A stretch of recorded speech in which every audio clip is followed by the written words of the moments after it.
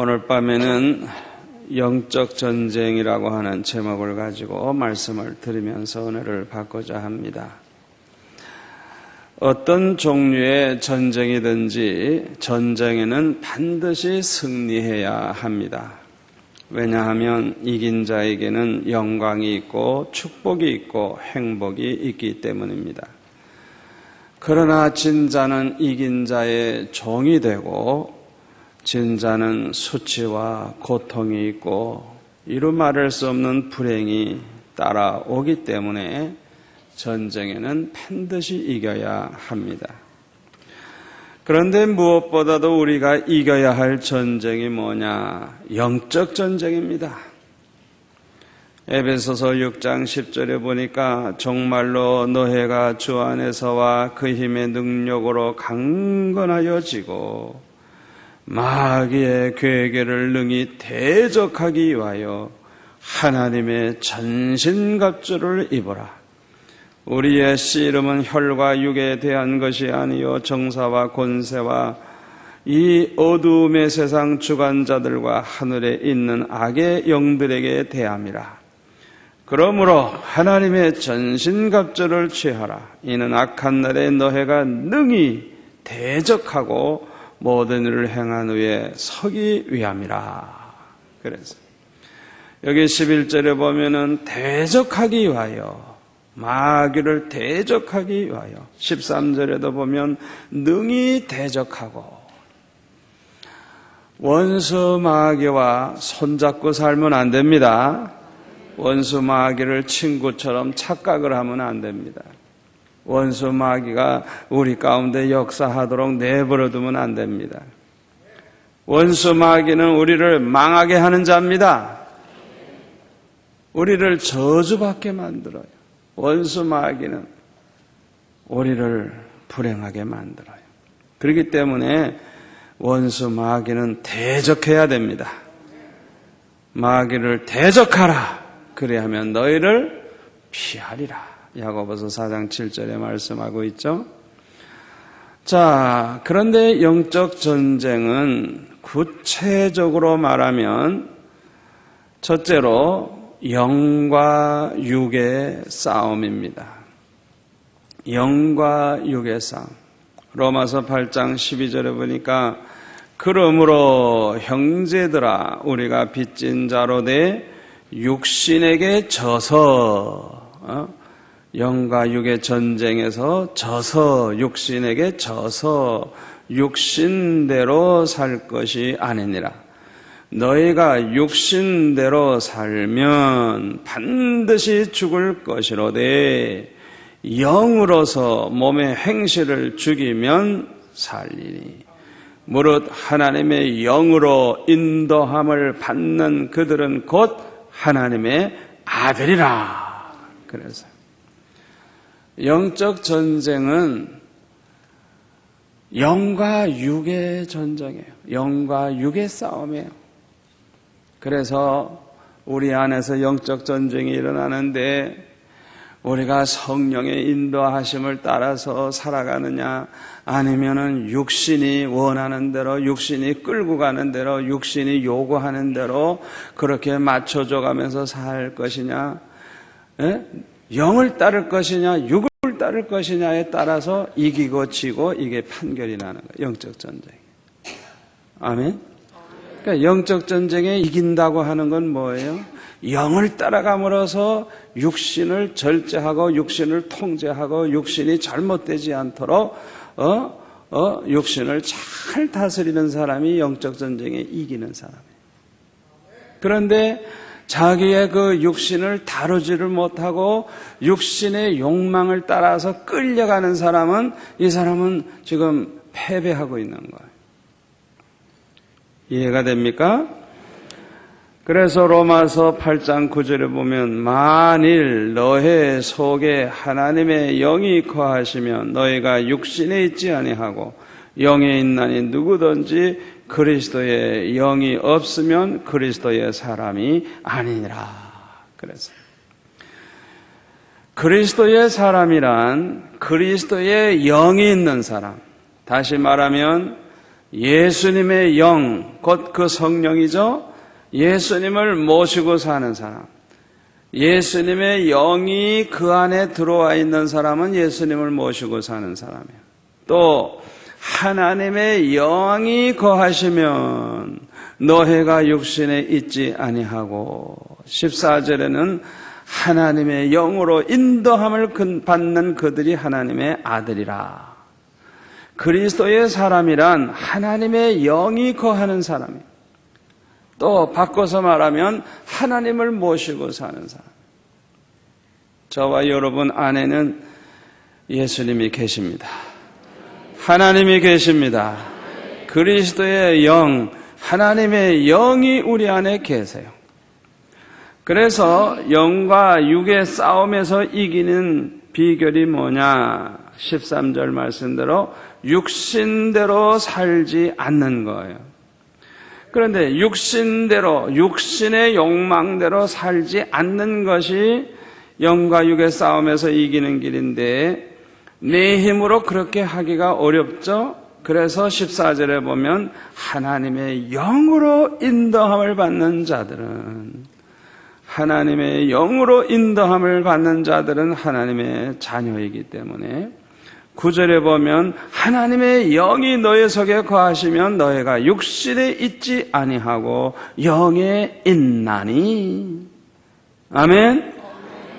하나님의 영이 우리 안에 계시면, 성령이 우리 안에 계시면 우리는 육신을 따라 사는 사람이 되지 아니하고 하나님의 영의 인도함을 받아서 승리할 수가 있다는 것입니다. 그런데 에베소서 2장 1절부터 보면은 너희의 허물과 죄로 죽었던 너희를 살리셨도다. 우리가 과거에는 허물과 죄로 죽었대요. 그래서 그 죽었을 때는 어떻게 살았길래 죽었느냐?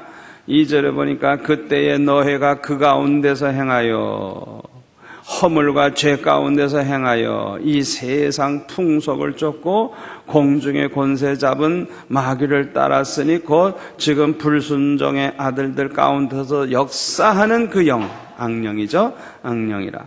전에는 우리도 다 그 가운데서 우리 육체의 욕심을 따라 지내며 육체와 마음에 원하는 것을 하여 다른 이들과 같이 본질상 진노의 자녀이었더니, 긍휼에 풍성하신 하나님이 우리를 사랑하신 그 큰 사랑을 인하여 허물로 죽은 우리를 그리스도와 함께 살리셨고 너희가 은혜로 구원을 얻은 것이라. 그래서 우리가 과거에는 육체의 욕심을 따라서 살아가는 그런 육의 사람이었어요.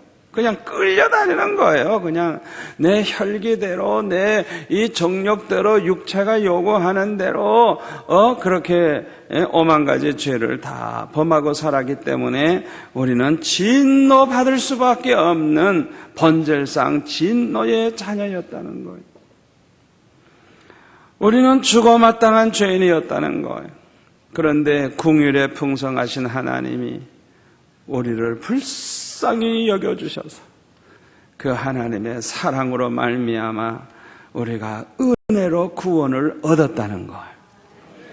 아멘. 우리 예수 믿는 사람들, 그리스도의 사람들은 이깁니다. 왜냐하면 그 안에 그리스도의 영이 계시기 때문에, 하나님의 영이 그 안에 거하시기 때문에 그리스도인들은 승리합니다. 그리스도인은 혼자가 아닙니다. 아멘. 두 번째로 영적 전쟁은 진리와 비진리의 싸움입니다. 이사야 65장 16절에 보면 진리의 하나님이라고, 진리의 하나님, 진리의 하나님이라고 했습니다. 또 우리 예수님은 뭐라고 말씀하셨어요? 나는 곧 길이요 진리요 생명이니 나로 말미암지 않고는 아버지께로 올 자가 없느니라. 예수님께서 말씀하시기를 예수님이 곧 진리가 되신다. 그래서 영적 전쟁은 진리와 비진리의 싸움입니다. 세상 사람들은 비진리의 세계에서 삽니다. 그러나 그리스도의 사람들은 진리의 세계에서 살아요. 그래서 그리스도인들은 진리에 속한 자예요. 요한복음 18장 37절에 보니까 무릇 진리에 속한 자는 내 소리를 듣느니라 예수님이 말씀하셨어요. 진리에 속한 자, 진리에 속한 자가 누구예요?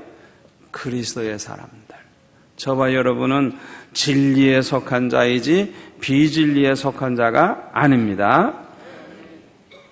세상 사람들은 진리를 믿지 않아요. 진리를 믿지 않아요. 데살로니가 후서 2장 13절에 보면 진리를 믿음으로 구원을 얻는다 그랬는데 세상 사람들은 진리를 믿지를 않아요. 진리를 믿지가 않아요. 진리를 믿지 않아요. 진리가 되신 예수님, 진리의 하나님을 믿지 않아요. 진리의 말씀, 곧 하나님의 말씀을 믿지를 않아요.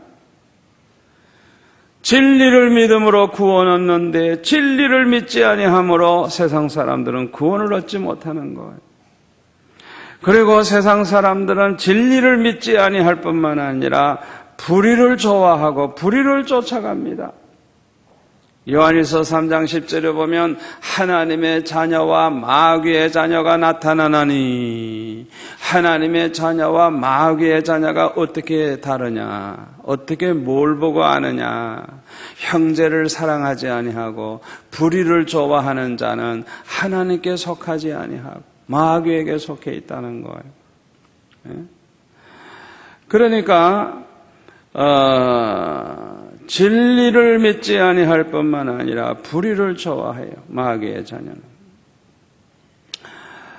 성령은 진리의 성령입니다. 진리의 영입니다. 요한복음 16장 13절에 보면 성령을 가리켜서 진리의 성령이라 그랬어요. 그리고 요한일서 4장 6절에 보면 마귀를 가리켜서 미혹의 영이라 그랬어요. 세상 사람들은 마귀에게 속해 있기 때문에 진리를 믿을 수가 없어요. 미혹의 영이 인도하는 대로 따라갈 뿐이에요. 요한일서 4장 우리 찾아볼까요? 391페이지 우리 한번 찾아봅시다. 신약성경 391페이지 다 한번 찾아보고 설명을 좀 하고 넘어가겠습니다. 요한일서 4장 1절 사랑하는 자들아 영을 다 믿지 말고 오직 영들이 하나님께 속하였나 시험하라. 많은 거짓 선지자가 세상에 나왔음이니라. 여러분 영의 역사가 일어난다 그래서 모두가 다 성령인 줄 알고 좋아하면 안 돼요. 두 가지 영이 있는 거예요. 진리의 영과 미혹의 영이 있는 거예요. 그렇기 때문에 항상 우리가 분별을 잘 해야 돼요. 하나님의 영은 진리의 영입니다. 하나님의 말씀, 진리의 말씀과 일치되게 영의 역사가 일어나면 이거는 성령의 역사구나. 그런데 영의 역사가 막 희한하게 일어나는데 진리와 맞지 않아. 진리가 되는 성경 말씀과 맞지 않으면 그거는 미혹의 영이에요.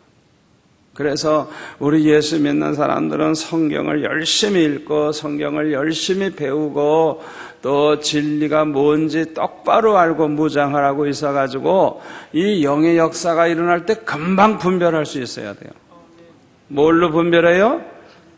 진리의 말씀을 가지고 성경 말씀 가지고 비추어 봐서 옳은지 그른지 빨리 분별을 해야 되는 것입니다.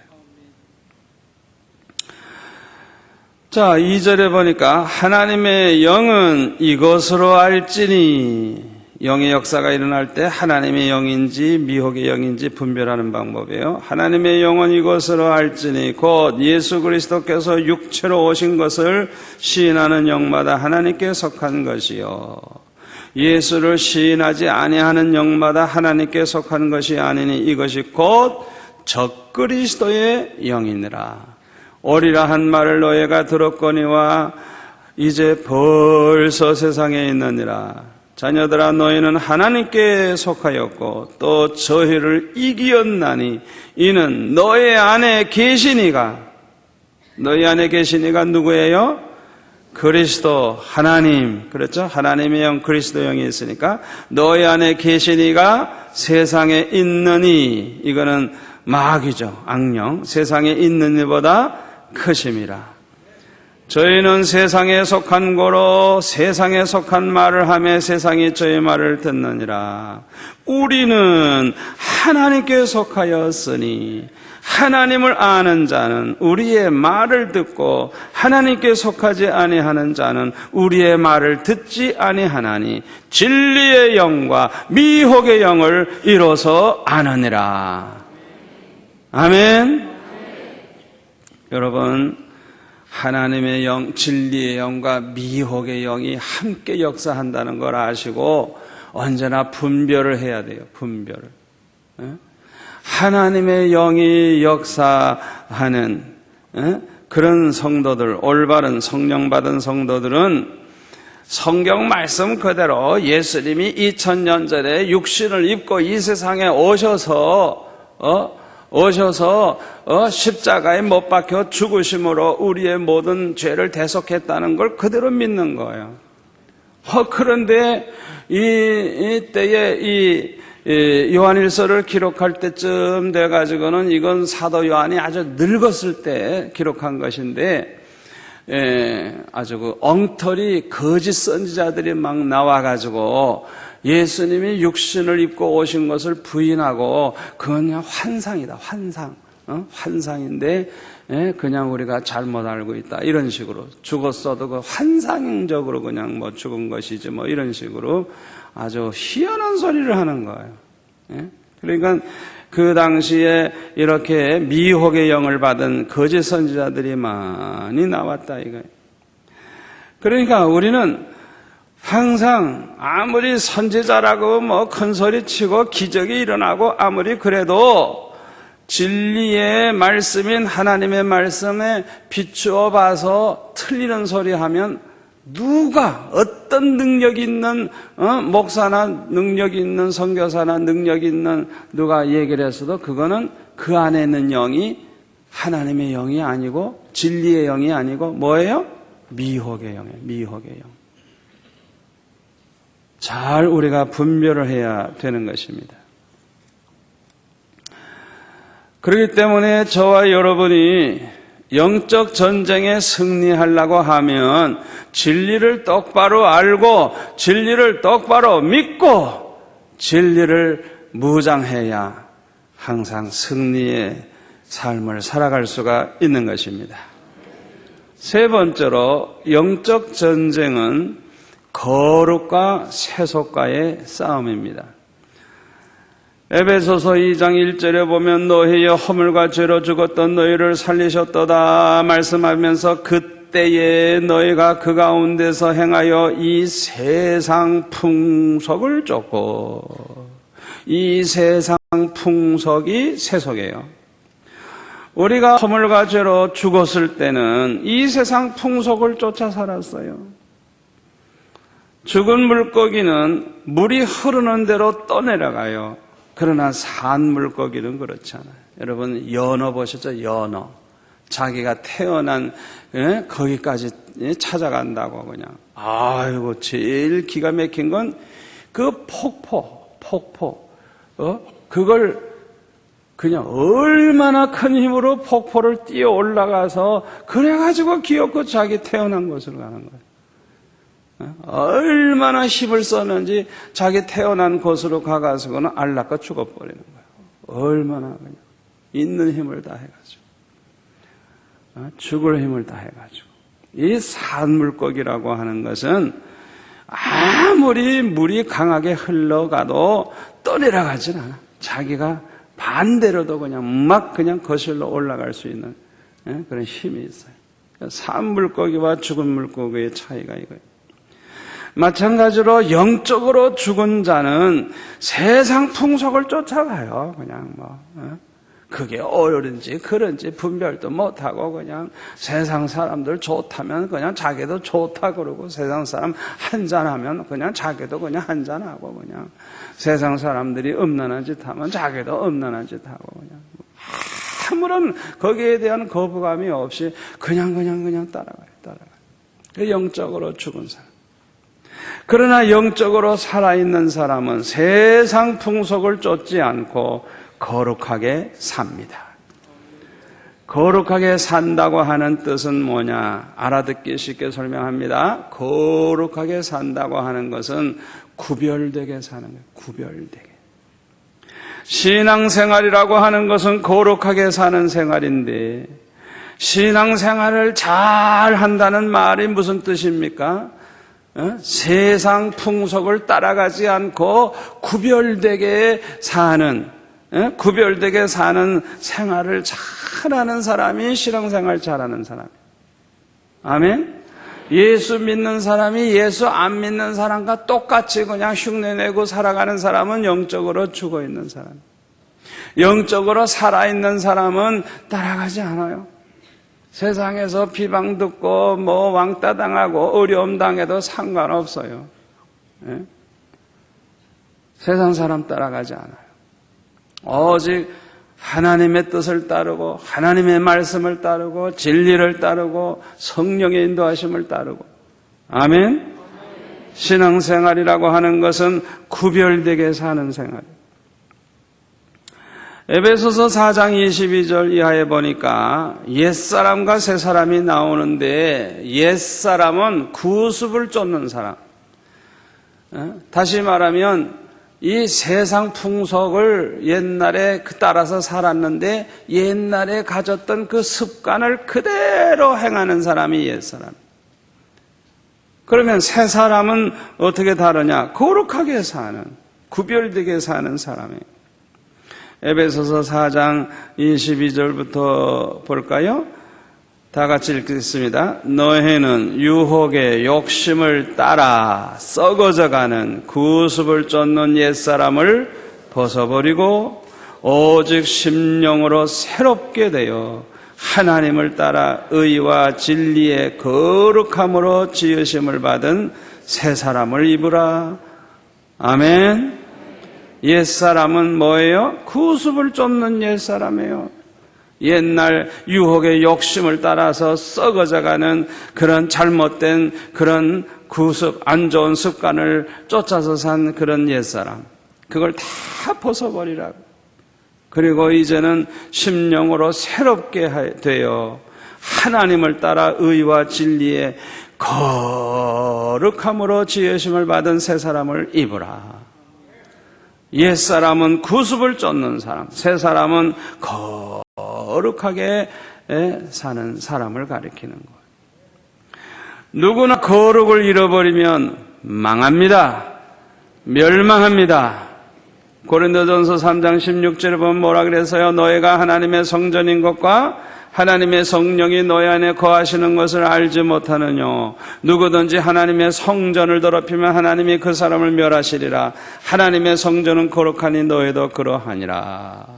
우리 예수 믿는 사람은 하나님의 성전이래요. 하나님의 성전. 왜? 예수 믿는 사람은 그 안에 하나님의 성령이 거하시기 때문에, 그 예수 믿는 사람들은 모두가 다 하나님의 성전이라는 거예요.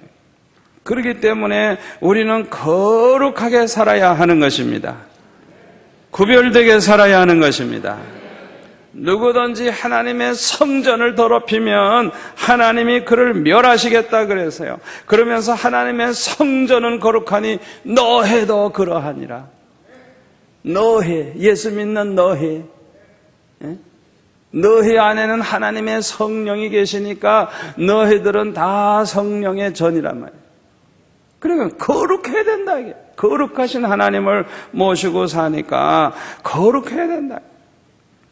우리가 거룩하게 살려고 하면 세상 풍속 따라가면 안 되는 거예요. 구별되게 살아야 되는 거예요. 아멘? 세상 풍속은 타락한 세상의 풍속입니다.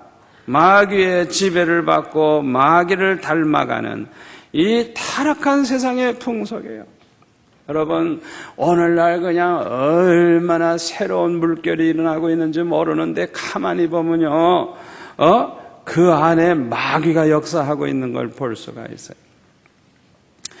그래서 누구든지 세상 풍속을 쫓아가게 되면 반드시 타락합니다. 반드시 타락하게 되고 결국에는 멸망의 길로 가게 돼요.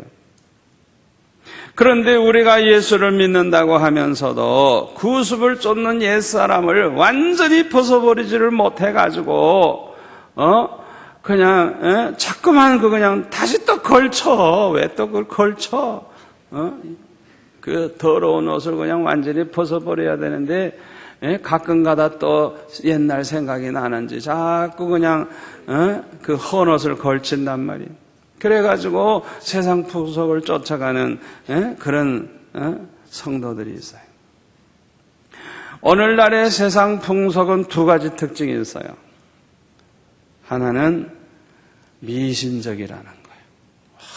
얼마나 미신이 횡행하고 우상 숭배가 횡행하고 하여튼 신문마다 보면은 그 뭐예요 전쟁이들 그냥 그 광고가 대대적으로 나오고 하여튼 얼마나 번창하는지 대통령 후보들 밤낮 점쟁이 찾아가서 점쳐보죠. 나 같으면요 그 틀리게 가르쳐준 사람은 그냥 100배의 보상을 하라고 하고 완전히 그냥 이 가짜라고 해서 못하게 해야 되는데 속으면서도 말이야 당선된다 낙선된다 둘 중에 하나인데 뭐 아니 그렇게 쉬운 걸 가지고 말이지 돈을 갖다가 주고 그래 점을 쳐. 하나님 미워하시는 그런 죄를 범하는. 오늘날의 이 문화를 보면은 완전히 미신 문화예요. 우상 문화, 미신 문화, 귀신 섬기는. 오늘날의 세상 풍속의 두 번째 특징은 음란합니다. 아주 모든 것이 그냥 음란해요. 그래서 세상 풍속을 우리가 따라가면 안 되는 거예요.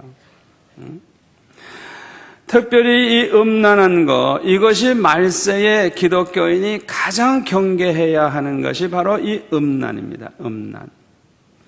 음란한 마귀는 우리를 음란하게 만들기 위해서, 더럽게 만들기 위해서 가장 편리하게 사용하는 무기가 있는데 그것이 우리의 눈입니다. 눈. 우리의 눈을 도구로 사용해서 음란의 영이 역사하는 거예요. 그냥 그냥 우리 마음에 들어왔다 나갔다 그냥 마음대로 역사를 해요. 그러므로 잘 들으세요. 음란의 영에게 사로잡힌 사람이 만든 음란한 영화를 보면 그것을 보는 동안에 눈을 통하여 우리 마음속에 음란의 영이 들어와서 활동하기 시작합니다. 명심하세요. 그렇기 때문에 할 수만 있다고 하면 영화를 아예 안 보는 게 제일 좋아요. 또 볼 때는 선택해서 볼 필요가 있어요. 아무거나 봤다가 음란한 그런 작가가 만든 음란한 영화를 보면 그 작가가 그 영화를 만들 때 음란의 영에게 사로잡혀가지고 그걸 만듭니다. 완전히 그냥.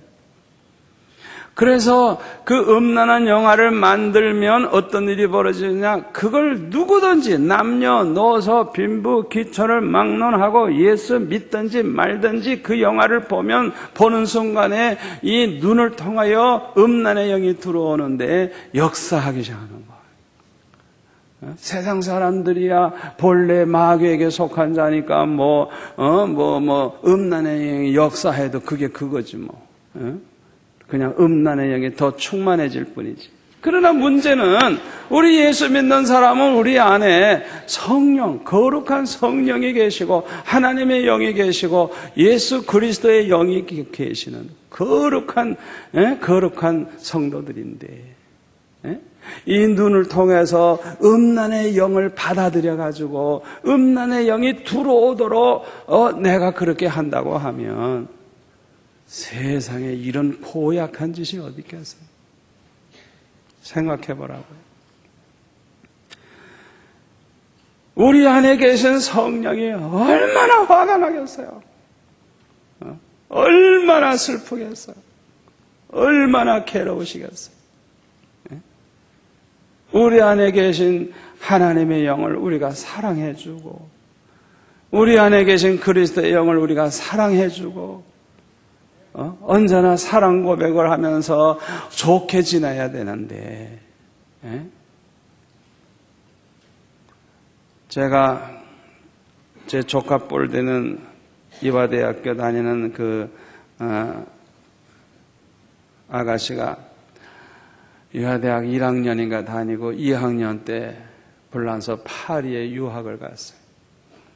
그래가지고 그 유명한 파리 대학에 입학을 해가지고 공부를 해요. 그 실력이 대단하죠.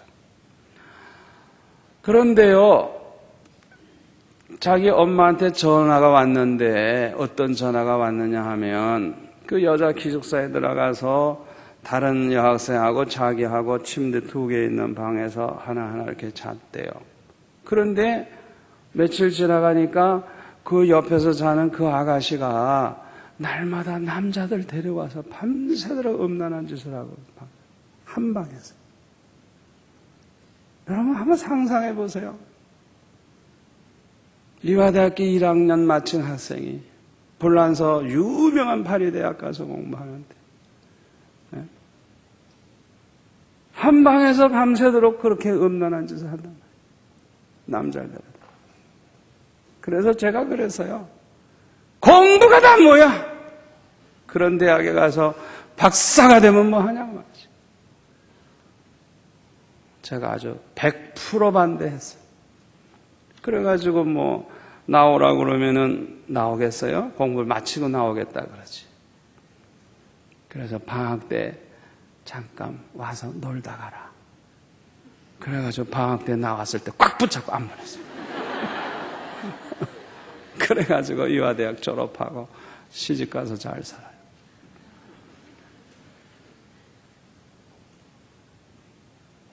여러분 한번 상상해 보세요. 그 방 안에 얼마나 우리 그 조카 딸은 아주 은혜 받은 딸인데 예수 잘 믿는 아주 모태신앙으로 아주 잘 큰 딸인데 그렇게 음란한 짓을 하는 그 아이가 있는 그 아이하고 1년쯤 지나보세요. 어떻게 될 것 같아요? 기가 차죠. 기가 차.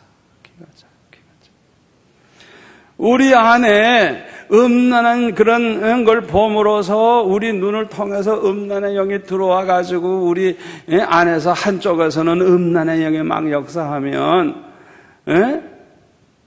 아니 우리 안에 계신 성령이 얼마나 기가 차겠어요.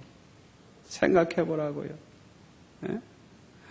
우리가 두 영을 다 받아들이고 두 영을 다 사랑하겠다고 세상에 이런 못된 짓이 어디 있겠어요. 잘 들으세요. 이렇게 음란의 영이 역사하는데 계속해서 음란한 영화를 보게 되면 어떻게 되느냐. 아예 그 마음속에 음란의 영이 집을 짓고 들어와서 아예 여기가 내가 살 집이다. 그리고 아예 그냥 들어와 버려요. 그러면 어떻게 되는 줄 압니까? 결국은 음란의 영이 시키는 대로 말하게 되고 시키는 대로 행동하게 되고 완전히 음란의 영에게 종이 돼버려요. 노예가 돼버려요. 여러분 요새 신문에 나와서 다 보셨죠? 육군 중령이 사병들 10몇 명을 말이지 불러다가 말이죠. 바지 벗어, 팬티 벗어 이러고 음란한 그런 짓을 많이 했다. 한 명 한 게 아니에요. 수십 명 했을 거예요. 많은 장병들이 부끄러우니까 말도 못하고 쉬쉬하고 있죠. 용기 있는 장병 그래도 10몇 명이 나도 당했다 이 얘기를 하는 것뿐이죠. 또 뭐 육군 병원 원장이 간호사한테 말이지 또 그렇게 음란한 짓을 해가지고 그것도 또 고발됐죠. 중령쯤 된 사람은 나이가 그래도 든 사람이에요. 처자식 다 있을 거예요. 병원 원장쯤 됐으면 아마 대령쯤 됐을 텐데 나이를 보나 그의 경력을 보나 뭐 철없는 애가 아니에요. 아니 그런 사람들이 어떻게 그렇게 제정신 없는 그런 짓을 합니까? 그 속에 음란의 영이 집을 짓고 있기 때문에. 그래가지고 자기도 모르는 사이에 그냥 한순간에 발작하면 그냥 그 속에 있는 영이 발작하면 자기도 모르게 그 짓을 해버리는 거야. 자기 이성으로 어떻게 할 수가 없어요. 그걸 알아야 돼요. 중학교 여학생들이 원조교전이 해가지고 처음에는 뭐 돈 버는 재미에 시작했다가 이제 걸려들어가지고 통제를 해서 못하게 하고 뭐 그러잖아요. 제가 어디 글을 그 전에 읽어보니까요. 이 아이들이 무슨 뭐 돈 벌고 어쩌고 그거는 핑계예요. 하여튼 이 아이들을 그런 짓 못하게 묶어놓으면 하루 이틀 지나면 미친데 또 그런 짓 하고 싶어. 그러니까 그 안에 음란의 영이 들어가서 집을 짓고 있기 때문에 그 음란의 영이 그 아이를 내버려 주질 않는 거예요. 완전히 그냥 끌고 가는 거예요. 얼마나 비극입니까? 자기 힘으로 어떻게 할 수가 없어. 우리 예수 믿는 성도들은 거룩을 지키느냐 아니면 세상 풍속을 쫓아가느냐 여기에 따라서 영적 전쟁에 이길 수도 있고 질 수도 있는 거예요. 영적 전쟁은 거룩과 세속과의 싸움이에요. 저와 여러분이 언제나 성령의 도우심을 받아서 거룩하게 살아감으로 승리할 수 있기를 축원합니다. 세상 풍속을 쫓아가지 말고 언제나 성령의 인도하심을 따라 살기를 바랍니다. 마지막 네 번째로 영적 전쟁은 사랑과 증오와의 싸움입니다. 사랑 안에는 생명이 있습니다. 여러분, 사랑이 넘치는 곳에는 생명이 충만합니다. 살아있습니다. 모든 것이 다. 사랑 안에는 기쁨이 있습니다. 사랑 안에는 평강이 있습니다. 사랑만 있다고 하면 소망이 있습니다. 사랑이 있는 곳엔 절대 절망이 없습니다. 아무리 가난해도, 아무리 환난이 와도, 아무리 절망적인 그런 상황이 와도 사랑이 있는 자에게는 언제나 사랑만 있다고 하면 거기에는 소망이 있는 거예요. 아멘. 사랑 안에는 행복이 있습니다. 사랑 있는 곳에 사랑이 있는 만큼 행복해지는 거예요. 그러나 증오는 이런 것들이 없어요. 서로 미워하고 그냥 서로 잡아 죽이려고 하고 그냥 이 증오심이 가득한 그곳에는 생명이 없어요. 기쁨이 없어요. 평강이 없어요. 소망이 없어요. 행복이 없어요. 이런 것들이 있다가도 증오심을 품는 순간에 이것들이 없어져요. 지나간 20세기에 가장 큰 전쟁은 민주주의와 공산주의와의 사상 전쟁이었습니다. 민주주의는 개인의 권리를 존중해요. 공산주의는 개인보다 전체의 의견을 따르게 합니다. 그래서 공산당을 위해서, 국가를 위해서는 개인의 모든 권리를 박탈해버려요. 민주주의는 개인의 자유를 존중하지만은 공산주의는 전체를 위해서 개인의 자유를 박탈합니다. 민주주의는 각자의 능력과 노력에 따라서 빈부귀천의 차이가 생겨요. 그래서 민주주의 사회 안에서는 자기 자신의 행복한 삶을 위해서 노력을 하고 남보다 더 잘 살아보겠다고 막 경쟁을 하고 애들도 그냥 남보다 더 좋은 학교 가고 더 좋은 회사에 취직하고 더 성공하려고 밤새고 공부하고 애를 쓰고 그러다가 보니까 아주 굉장한 일을 해냅니다. 그러나 공산주의는 개인의 능력과 노력에 상관없이 모든 사람을 평등하게 취급을 해요. 그래서 특별히 노력할 필요를 느끼지를 못하게 됩니다. 왜요? 노력을 해봤자 대가가 돌아오질 않아요. 아무것도 돌아오지 않아요. 남보다 일 더 많이 할 필요도 없어요. 남보다 더 노력할 필요도 없어요. 그냥 똑같이 배급 주고 그냥 똑같이 그냥 취급해버리니까 아무도 그렇게 남보다 더 열심히 하려고 하지 않아요. 민주주의 사회에서는 자기 자신의 행복을 위해서 열심히 노력하고 경쟁하다 보니까 계속해서 성장해요. 계속해서 발전하고. 컴퓨터 보세요. 얼마나 발전합니까? 우리 휴대폰 얼마나 발전해요. 그냥 얼굴을 보면서 전화할 정도의 세상이 됐으니 이게 참 꿈과 같은 세상이 오는 거예요. 그러나 북한은 근처에도 못 가. 북한은. 그렇잖아요. 우리 남한은 그렇게 발달하고 있는데. 공산주의 사회는 성장을 멈출 수밖에 없고 전체가 가난하게 될 수밖에 없어요. 그런데 더 큰 문제가 있는데 민주주의는 유실론자도 있고 무실론자도 있고 그래요. 그런데 공산주의는 무실론이에요. 하나님 없다 이거야. 하나님이 어디 있느냐 이거야. 죽으면 끝난다 이거야. 천국이 어디 있고 지옥이 어디 있느냐 이거야. 그러니까 우리가 이 세상에서 살아있는 동안에만 잘 살면 된다 이렇게 주장을 하죠. 여러분 생각해 보세요. 내세가 없다고 하면 여러분들이 오늘 이 자리에 나올 이유가 하나도 없어요. 아무도 안 나올 거예요. 내세가 없다고 하면 꼭 바르게 살아야 할 이유가 하나도 없어요. 그렇잖아요. 자기 좋을 대로 살다가 빨리 죽어버리지 이 고달픈 세상 또 오래 삽니까? 오래 살 필요도 없어요. 그저 내일 먹고 죽으려니 실컷 그저 먹다가 죽겠다. 그렇게 죽을 사람 많을 거예요.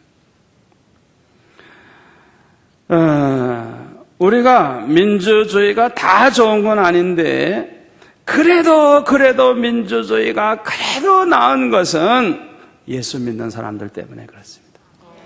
유실론자들 때문에. 하나님이 살아계시고 천국이 있고 지옥이 있고 하나님의 심판이 있고 하나님의 아들 예수님이 살아계시고 우리를 위해 십자가 지셨고 사흘 만에 부활하신 그 예수님을 믿는 사람 그들 때문에 민주주의가 안 망하고 남아 있는 것입니다. 아멘. 여러분 우리 한국도 마찬가지예요. 예수 믿는 사람 없어지면 이 나라는 완전히 민주주의가 아니라 이거는 불법주의고 그냥 그냥 거짓으로 가득하고 이 나라 그냥 정치가고 뭐고 그 속에 하나님이 없는 사람들은요 얼마나 거짓말 잘하고 얼마나 수단방법 안 가는지 몰라요.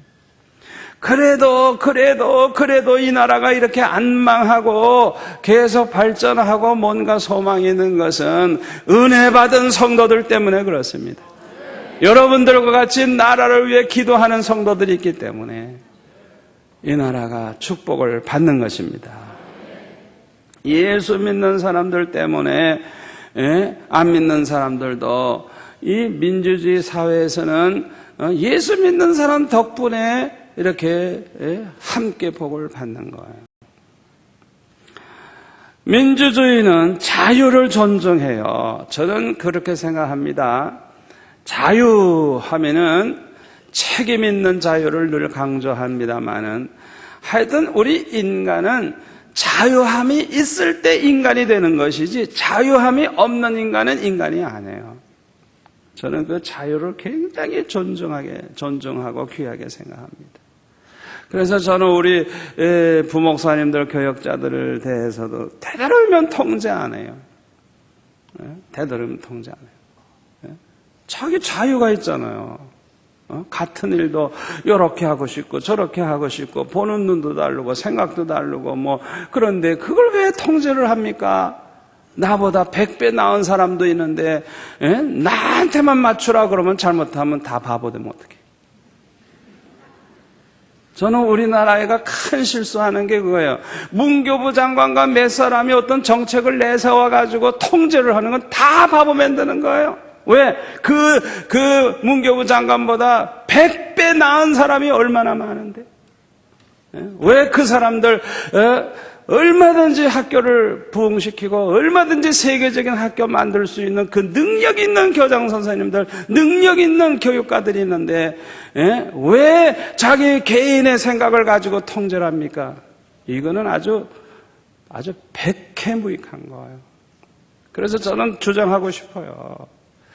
어떤 법을 정해놓고 그거 벗어나지 않는 한 자유. 학교마다 특징 있게 마음대로 해라. 그러나 이 법만은 지켜라. 최소한의 이렇게 선만 딱 그어놓고 그 안에서는 자유. 그렇게 해서 학교마다 특징 있게 말이야. 학교마다 말이죠. 소신껏. 그렇게 하다 보면 노벨상 수상자가 쏟아져 나올 겁니다. 한국 사람들이 얼마나 경쟁을 잘해요. 그냥 빨리. 뭐 그냥 노벨상 수상자가 빨리 나올 거예요. 빨리. 그 통제하는 그거 안 좋은 거예요. 통제하는 거 안 좋은 거예요. 민주주의는 자유를 존중하고 또 그 사람의 인권을 존중하는 거, 그게 얼마나 귀한 건지 몰라요. 그런데 공산주의는 다 공통점이 있는데 독재 정치를 합니다. 그래가지고 독재자만 배불리고 온 백성이 노예가 돼버리는 거예요. 그래서 모든 공산주의는 비극을 맛보게 되는 것입니다.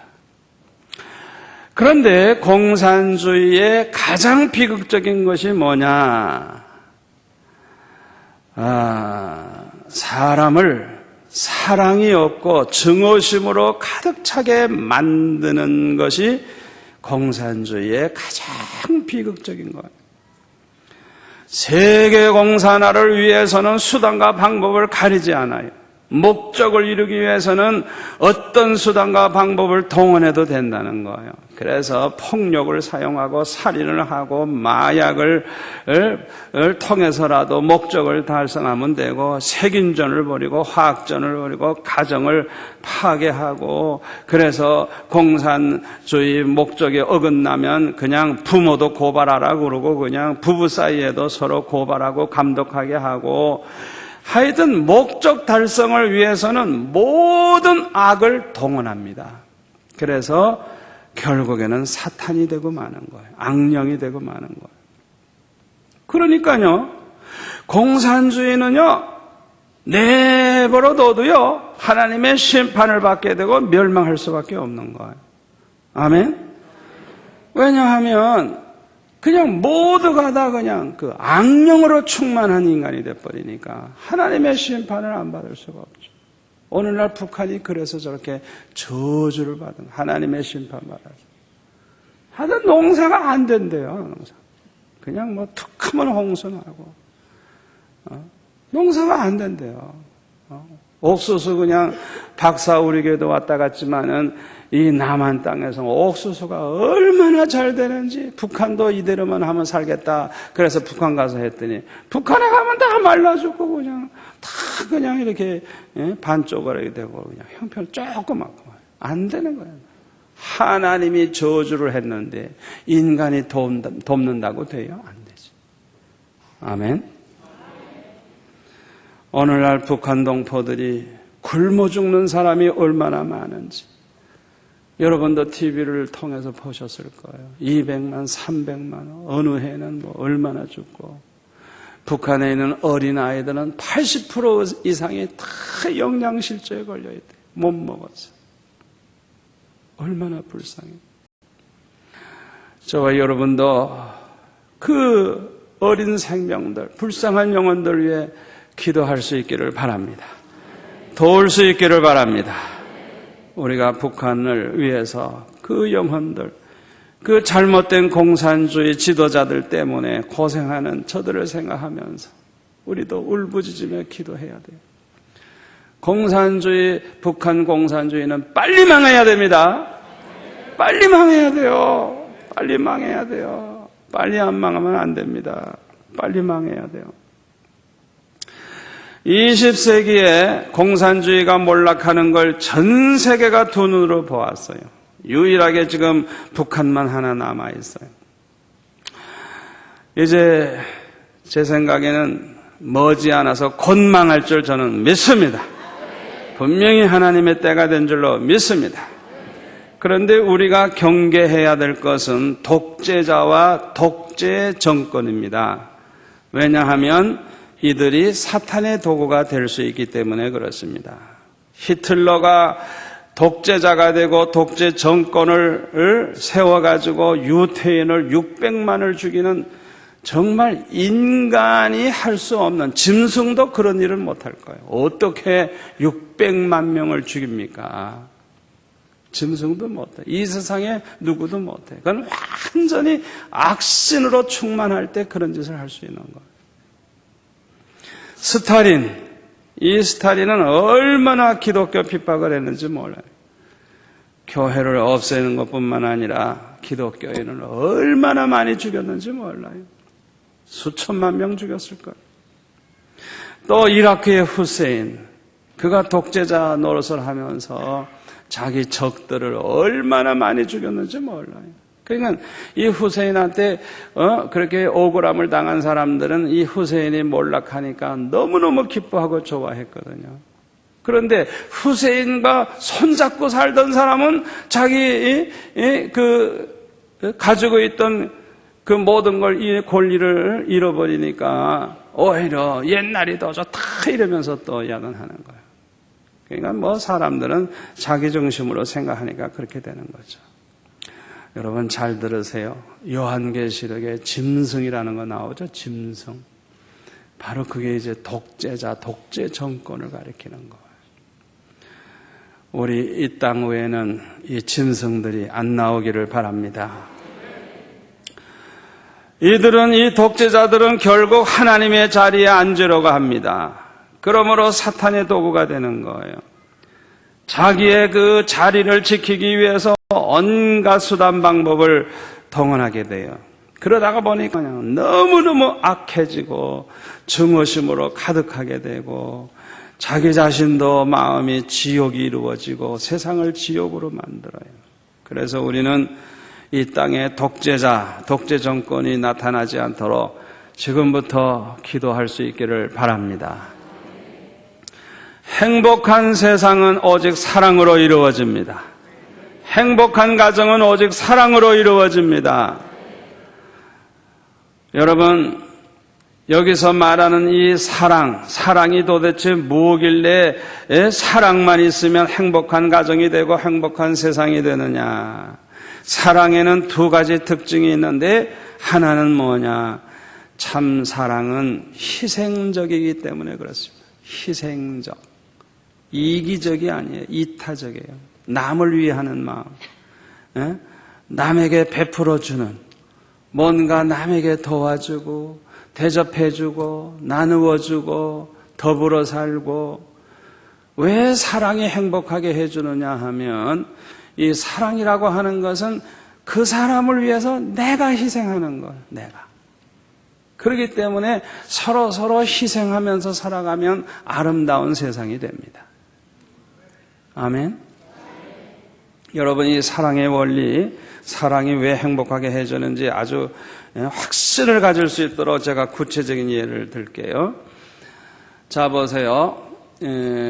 부부가 이제 아침 식사를 합니다. 그런데 남편은 남편의 밥을 먹고 아내는 아내의 밥을 먹는 거예요. 그냥 열심히 그냥 뭐 먹으면서 뭐 재미있게 얘기하고 뭐 그렇게 해도 행복해요. 그러나 그보다 더 행복하게 살려고 하면 어떻게 하면 되느냐?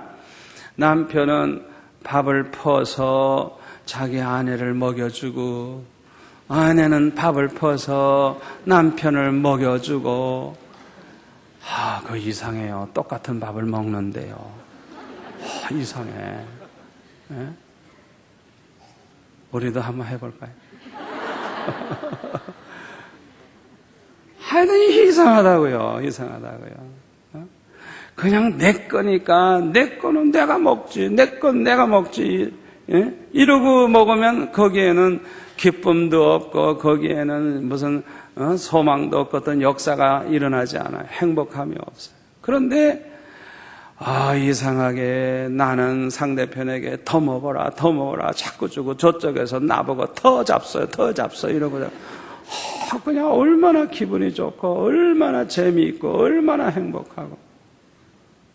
그러니까 사랑이 왜 행복을 가져다 주나 이유를 우리가 알아야 이 사랑을 어떻게 해서든지 베풀면서 살라고 하게 되는 거예요.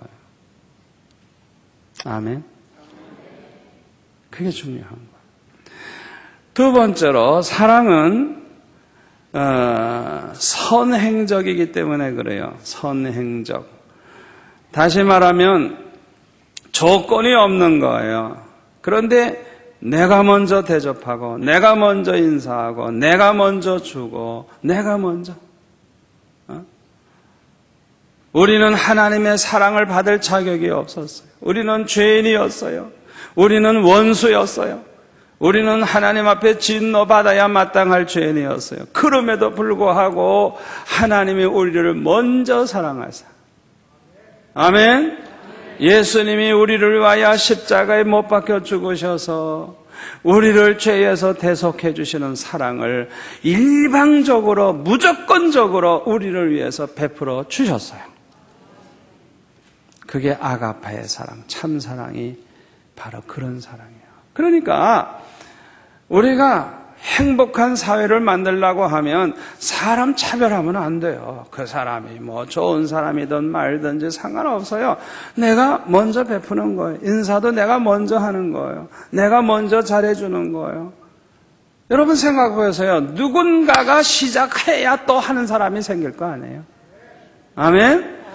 그러니까 조건을 따지면 안 돼요. 사람을 구별하면 안 돼요. 그냥 누구에게나 도와주고 누구에게나 잘해주고 누구에게나 사랑을 베풀고. 아가페의 사랑이 그래서 귀한 거예요. 아멘. 그러므로 우리가 사랑하는 마음만 가지고 있다고 하면 생명의 역사가 일어납니다. 기쁨이 넘치게 됩니다. 소망이 넘치게 됩니다. 평강이 넘치게 됩니다. 행복이 넘치게 됩니다. 우리가 사랑하는 마음만 가지고 있다고 하면 하나님이 함께 해주십니다. 하나님이 축복하십니다. 하나님께서 승리케 해주십니다. 그러므로 예수님은 우리에게 서로 사랑하라고 말씀하셨어요. 원수까지도 미워하지 말고 원수까지도 사랑하라고. 왜요? 사랑하는 것이 곧 이기는 길이기 때문에 그렇습니다. 아멘. 여러분 잘 들으시기를 바랍니다. 누가 이기느냐? 잘못을 따지고 항상 내가 옳다 그러고 상대편이 잘못됐다고 따져가지고 자기 주장을 펴서 승리의 쾌감을 얻으려고 하는 사람은요, 절대로 승리할 수가 없어요. 옳고 그른 것도 중요하지만은 그것보다 더 중요한 게 뭐냐? 사랑입니다. 아멘. 사랑이 있을 때 행복이 이루어지고 사랑이 있을 때 생명의 역사가 일어나지. 옳고 그른 것만 따지고 사랑이 없으면 싸움이 끝나지 않아요. 왜? 이쪽 사람이 볼 땐 자기가 옳고 이쪽 사람이 볼 땐 자기가 옳고 서로 옳다 그러다 보니까 싸움이 끝나지 않는 거예요. 아멘. 여러분 그거 아셔야 돼요.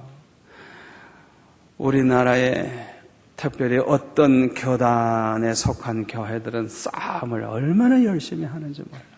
지금도 싸우는 교회가 너무너무 많아요.